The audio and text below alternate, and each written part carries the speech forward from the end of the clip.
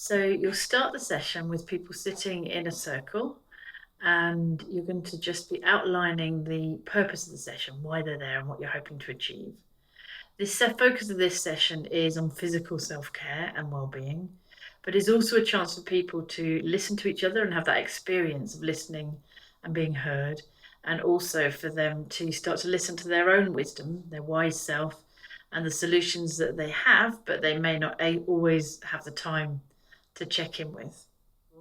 It's also useful to recap the ground rules. We tend to keep these really simple and just say be kind to yourself and other people, to maintain confidentiality, and also not overshare. So share anything which would be really difficult if somebody did break that confidentiality rule.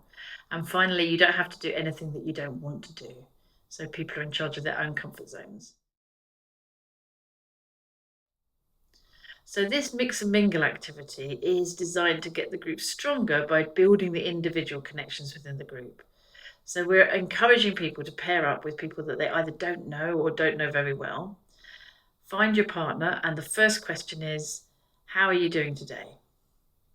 Give them a minute or two, but not too long to talk, partly because if anyone is there with some social anxiety or struggling with that aspect of small talk, just making sure that the opportunity is contained and therefore easy for them to feel like they've done well and had a good, successful experience. It's much more likely if the time's short than if time drags on and they run out of things to say.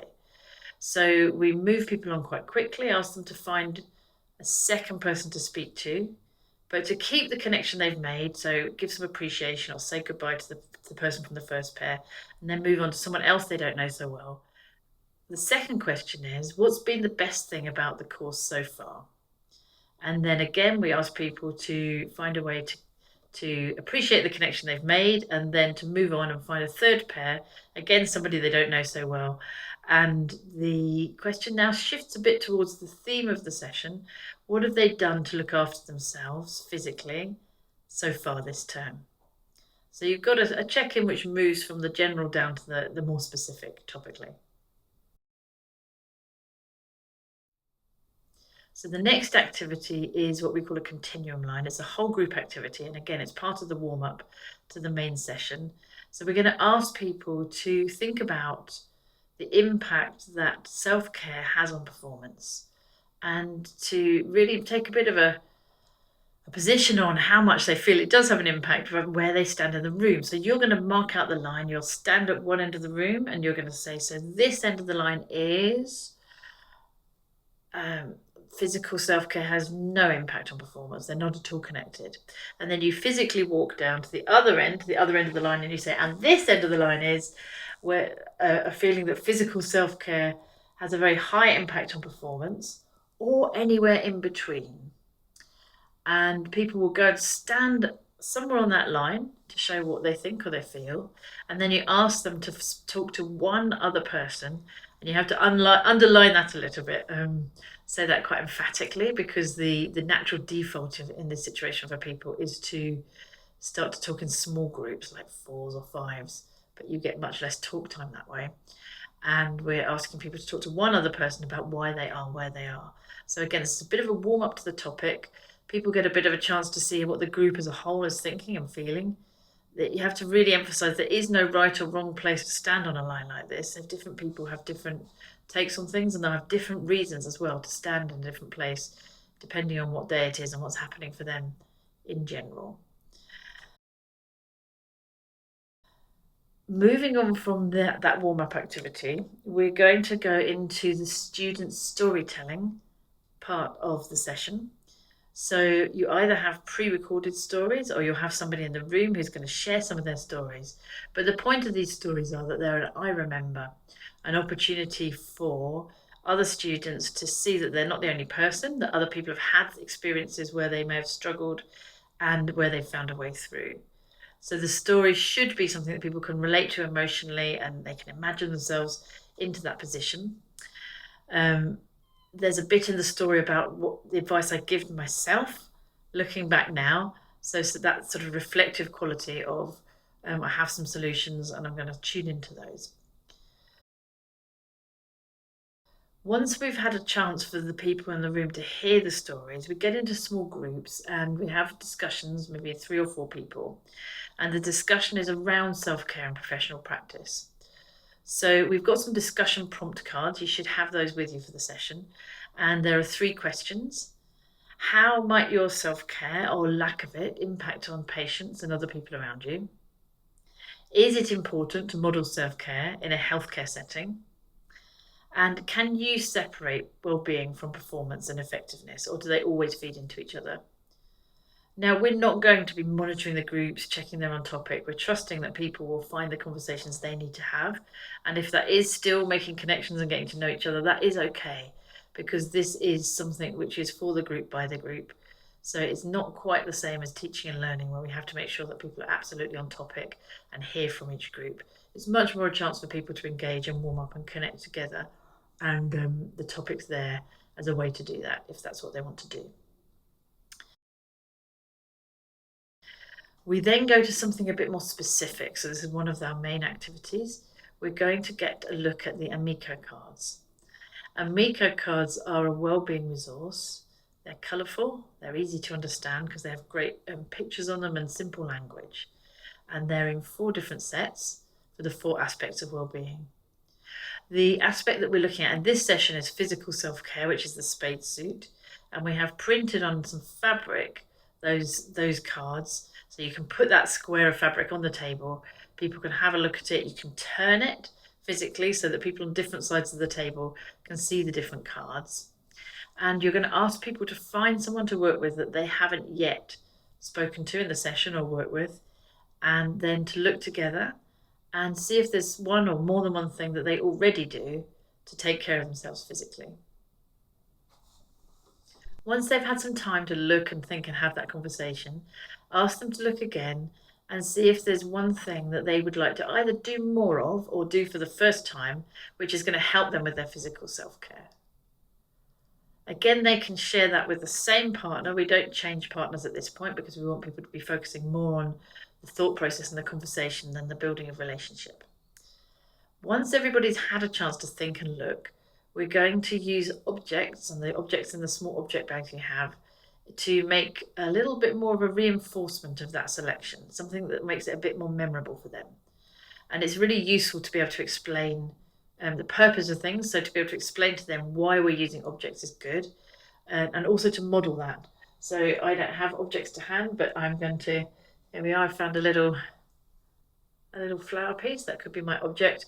And let's say that I've chosen, I want to stretch more as this in the intention I'm setting. So I'm going to say, okay, this is going to represent me stretching. And if I want to find a connection, yes, it might make me feel a little bit more open and a bit more colourful in my life, like a flower. So the point about making a connection is it can be useful because it can spark that creative brain, that metaphor, and help you think and feel slightly differently. It can anchor the memory, but it doesn't matter. If they don't have a connection, they don't find one, it isn't important. Just having a physical representation of a random object is fine. And then to place that object on the cloth, on the card I've chosen. So if I've chosen stretch, I'd put my little flower down on the card stretch. And that's me making an agreement with myself as I place it. Yes, I'll do these things. So the group debrief for this activity is a really nice part of the session.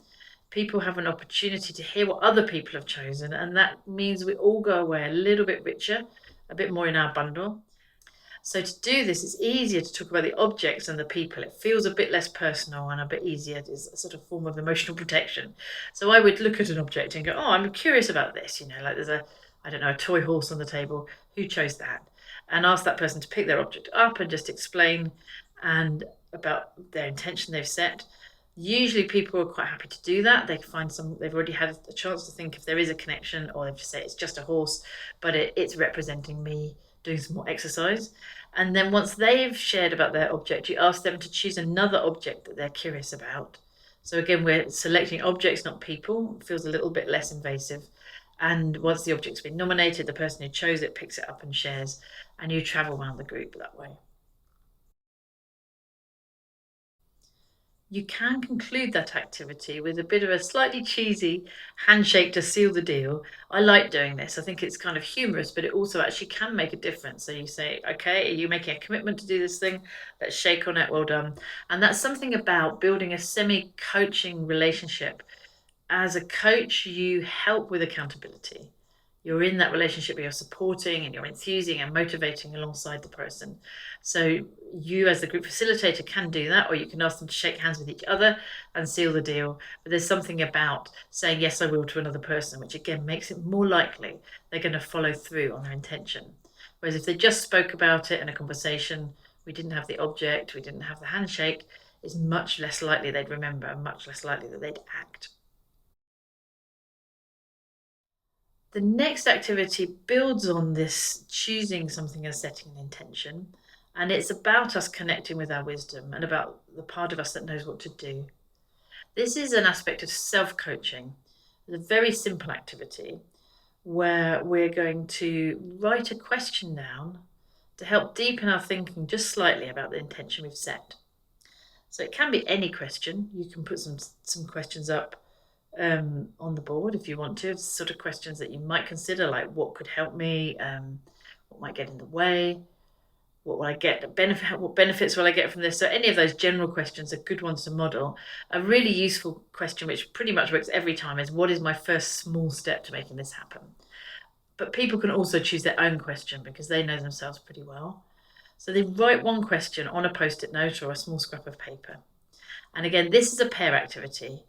So we're going to ask people to say thank you and appreciate, again, the connection they've made with the partner from the object selection activity, and then find a new person to work with. The more we mix the group up, the stronger the group as a whole becomes, the more individual relationships we have. So they have a new partner, they have a question on a post-it note, and you're going to model this for them first so they can see how this works. Choose somebody to read your question back to you, again, a confident group member. And once you've heard your own question, you're going to answer it.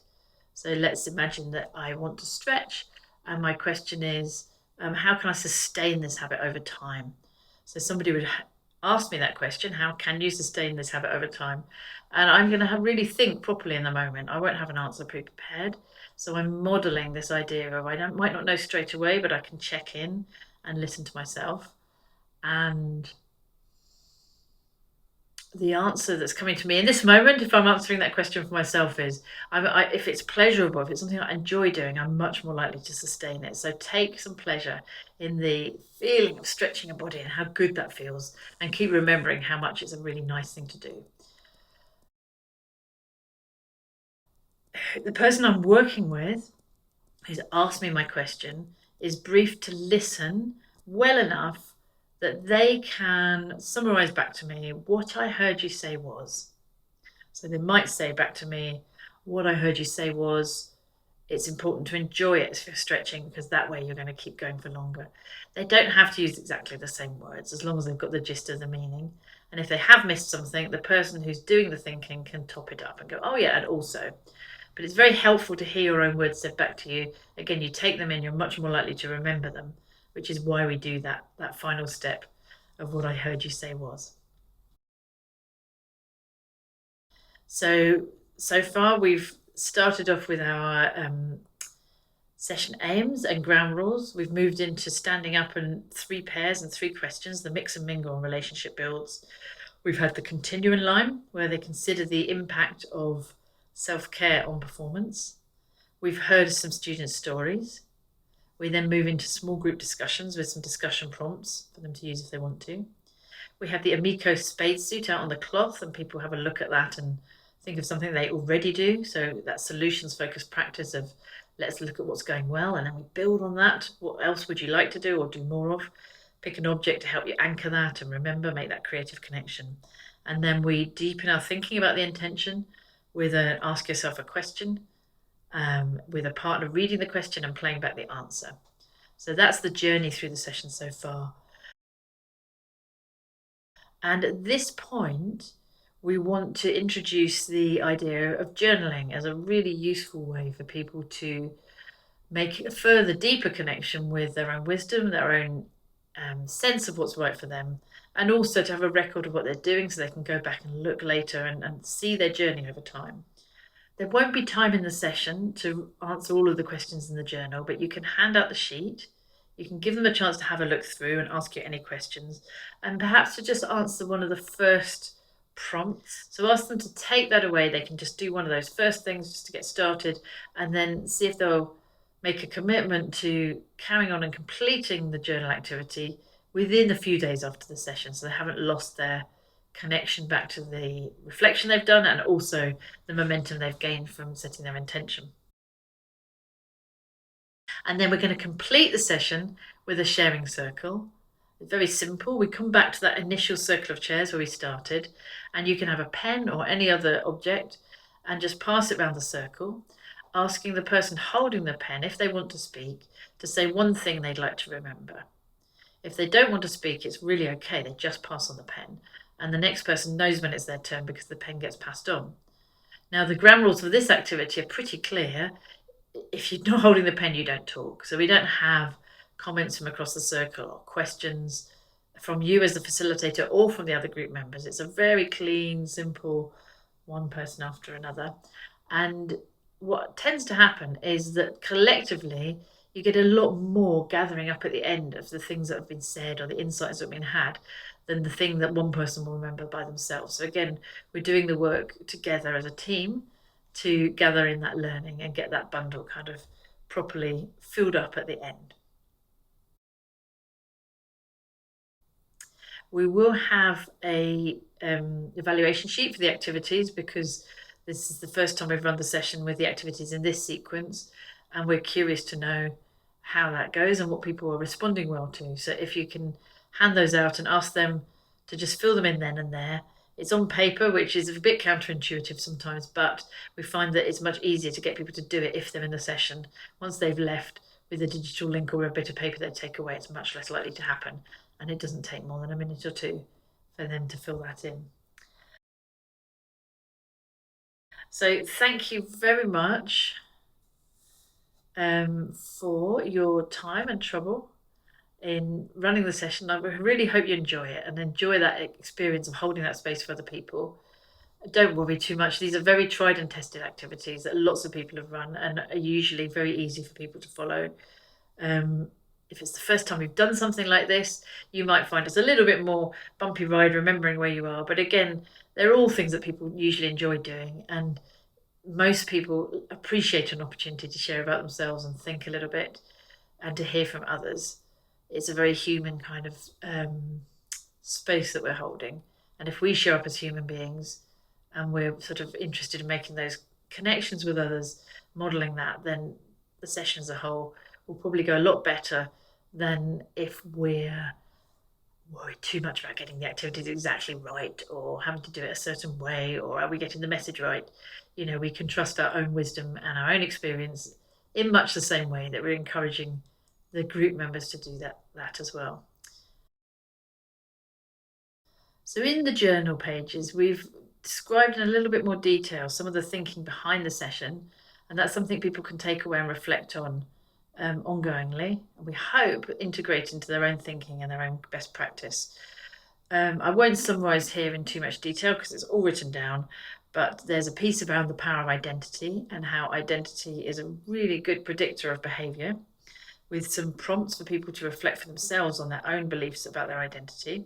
There's something about identity being a really good predictor of behaviour. So the beliefs we hold about ourselves are often the thing which determines whether we're going to make a change or not make a change. And you can do this in a very simple way with a sentence, I'm the sort of person who.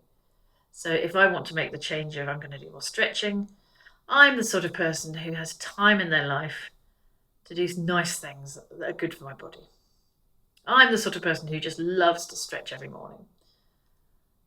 Maybe it's an aspirational statement. I'd like to be the sort of person who, but if I'm telling myself I'm the sort of person who forgets to do things or doesn't make time for them, even if I haven't voiced that out loud, if that's the statement that's going on sort of hidden in my own head, I'm very unlikely to do the thing. So getting those beliefs a little bit more transparent, a bit spoken or written on a page, and having a bit more of a sense of authoring those beliefs, of being able to write our own scripts is really, really useful. And that's one of the things that journaling activity will do for you, along with the other prompts that are on the page. There's a bit about modelling self-care and an opportunity to reflect on modelling that people have been on the receiving end of that's been positive for them, and who they might be influencing, and the sort of modelling they might be unconsciously or consciously giving others. We talk in the journal about listen, not fix. This is a precept which underlines coaching. It's actually really important that people understand that in this sort of environment, we're encouraging people to think for themselves.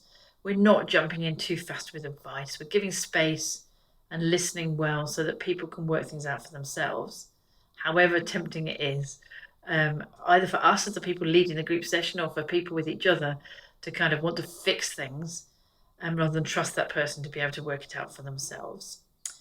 And then finally, we talk about listening to your wise self, having your own wisdom, and some prompt questions that they can take away and practice this skill, really, of asking yourself a question, answering your own question, something that they've tried in the session, but they can do independently without a partner as part of the journaling process.